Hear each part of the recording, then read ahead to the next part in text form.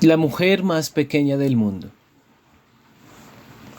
En las profundidades del África ecuatorial, el explorador francés Marcel Proust, cazador y hombre de mundo, se topó con una tribu de pigmeos de una pequeñez sorprendente.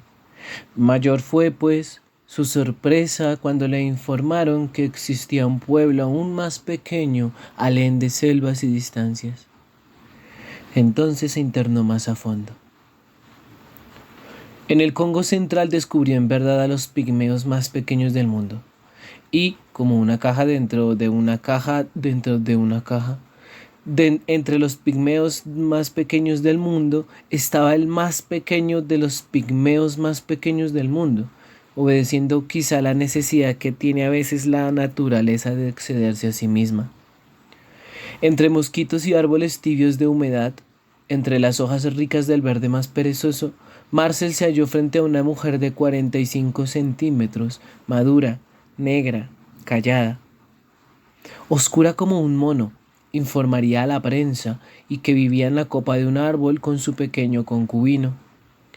En los cálidos humores silvestres que redondean pronto las frutas y les dan una dulzura casi intolerable al paladar, la mujer estaba encinta. Así que allí, de pie, estaba la mujer más pequeña del mundo. Por un instante, en el zumbido del calor, fue como si el francés hubiera llegado inesperadamente a la conclusión última. Sin duda, solo gracias al hecho de que no estaba loco, su alma no desvarió ni perdió los límites.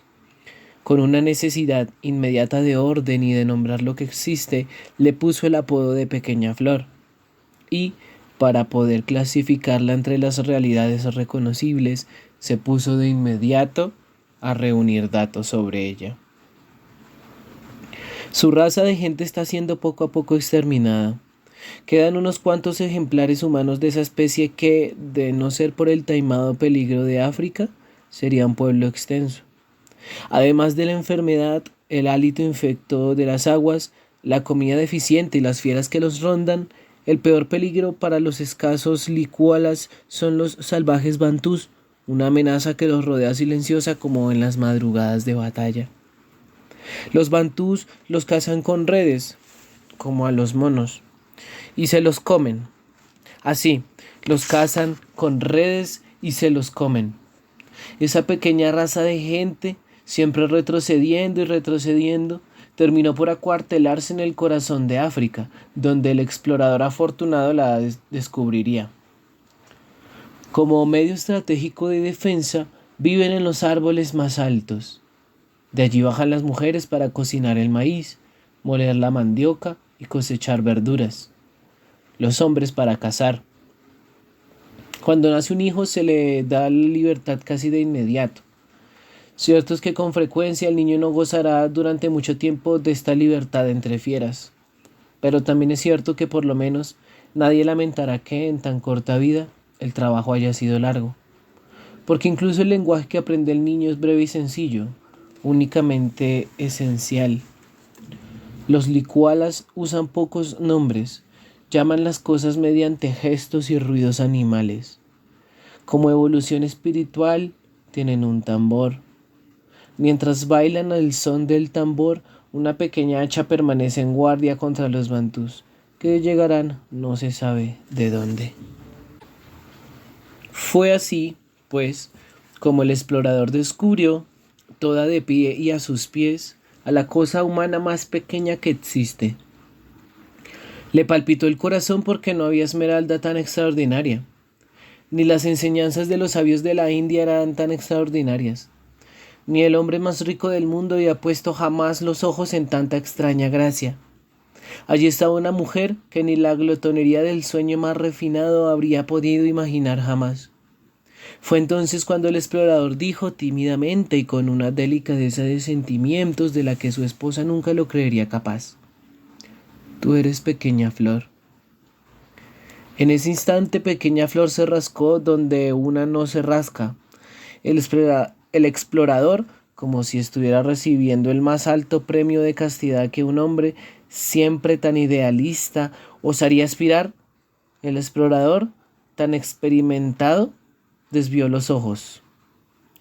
La fotografía de Pequeña Flor se publicó a colores en el suplemento dominical de los periódicos, donde cupo en tamaño natural, envuelta en una tela, con la barriga ya en un estado avanzado, la nariz chata, la cara negra, los ojos hundidos, los pies dilatados. Parecía un perro. Ese domingo, en un departamento, una mujer, al ver en el periódico abierto el retrato de Pequeña Flor, no quiso mirarlo por segunda ocasión porque me da ansias. En otro departamento, una señora sintió tanta perversa ternura ante la pequeñez de la mujer africana que, puesto que es mucho mejor prevenir que lamentar, no habría que dejar nunca a Pequeña Flor sola a merced de la ternura de esa señora. ¿Quién sabe a qué oscuridades de amor puede llegar el cariño? La señora pasó el día alterada, se diría que asaltada por la nostalgia. Era primavera, por cierto.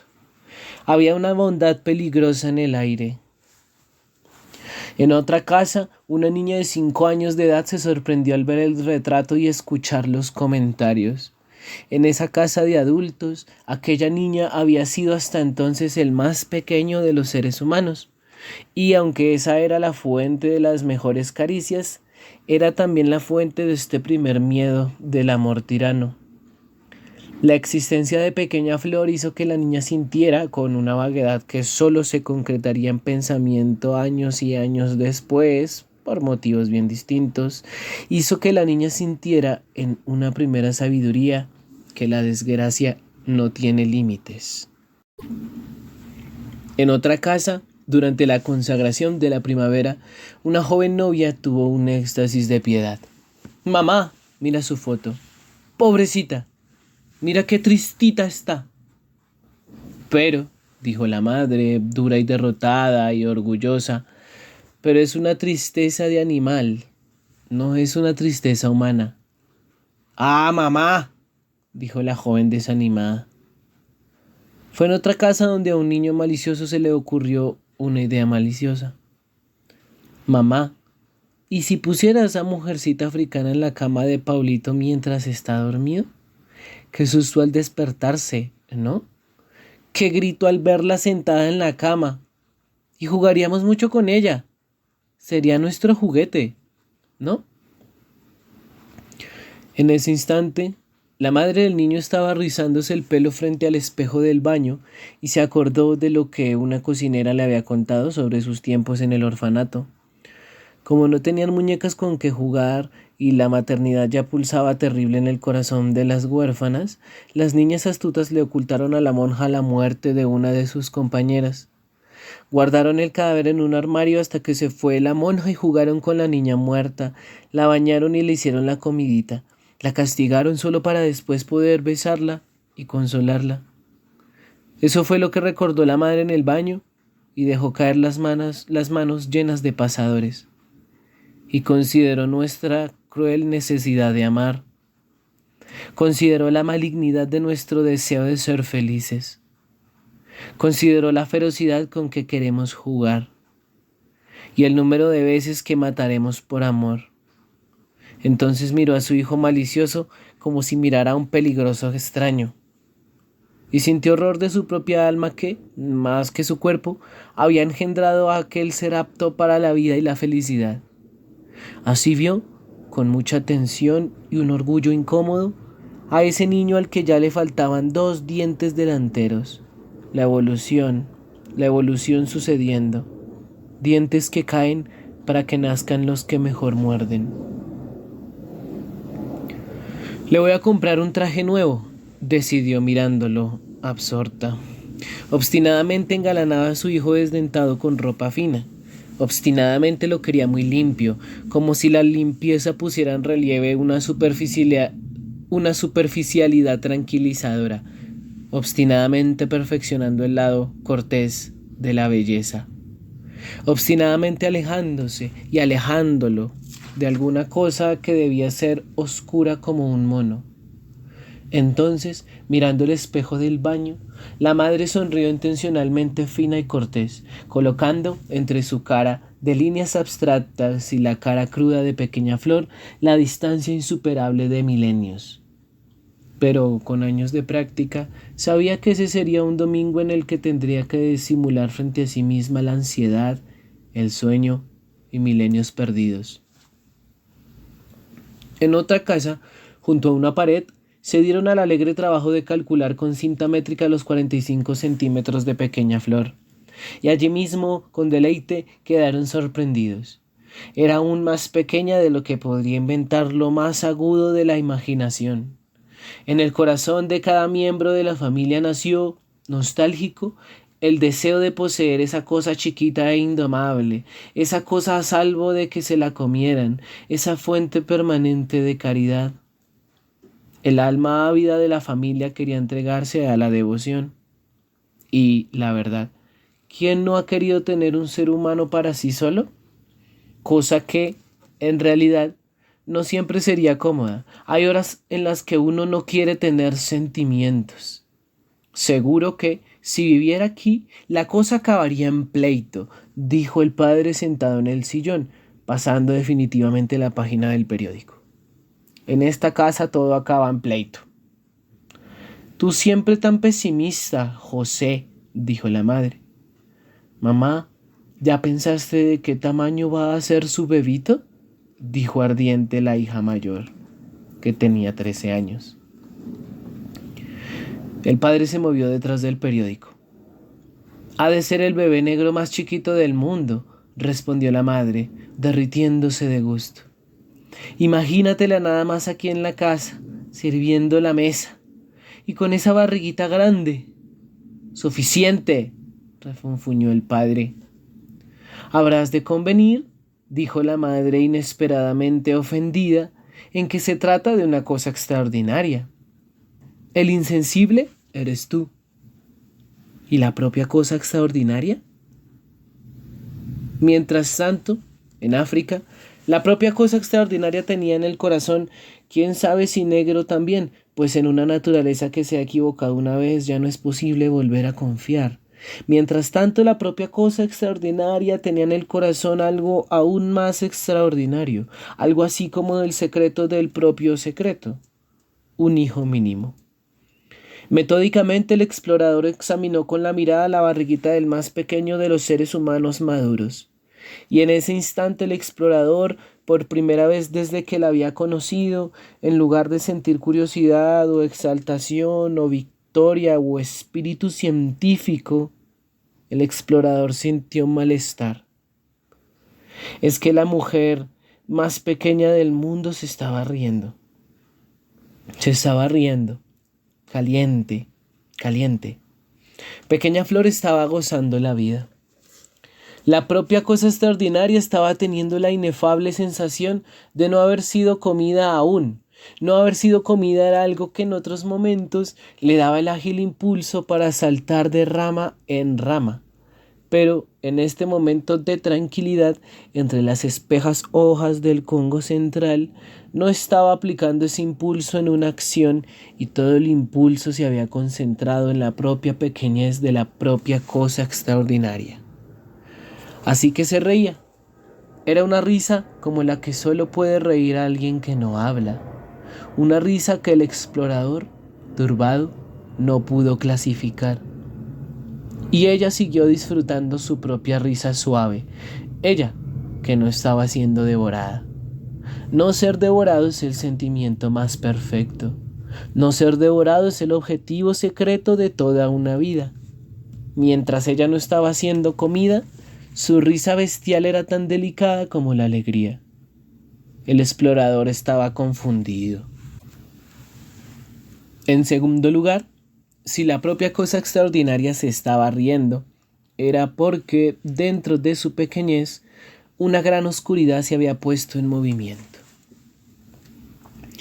Es que la propia cosa extraordinaria sentía que le entibiaba el pecho algo que podría llamarse amor. Amaba a ese explorador amarillo. Si supiera hablar y le dijera que lo amaba, él se inflaría de vanidad. Una vanidad que disminuiría cuando ella añadiera que también amaba mucho al anillo del explorador y que amaba mucho a las botas del explorador.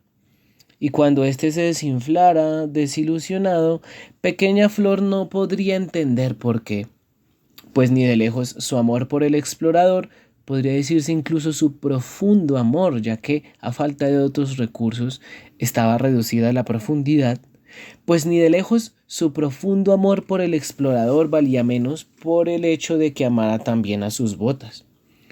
Hay un viejo equívoco sobre la palabra amor y, aunque muchos hijos nacen de ese equívoco, otros tantos se han perdido del instante único de nacer solo por una susceptibilidad que exige que a quien quiera sea a mí y no a mi dinero.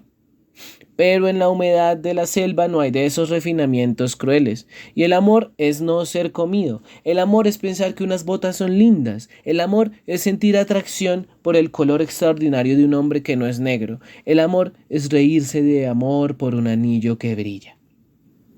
Pequeña Flor parpadeaba de amor y se rió caliente. Pequeña, encinta, caliente. El explorador trató de sonreírle de vuelta, sin saber exactamente a qué abismo respondía su sonrisa, y entonces se turbó como solo un hombre de gran tamaño puede turbarse. Lo disimuló acomodándose mejor el sombrero de explorador. Se ruborizó púdico. Se volvió lindo, su color, de un rosa verdoso, como un limón en la madrugada.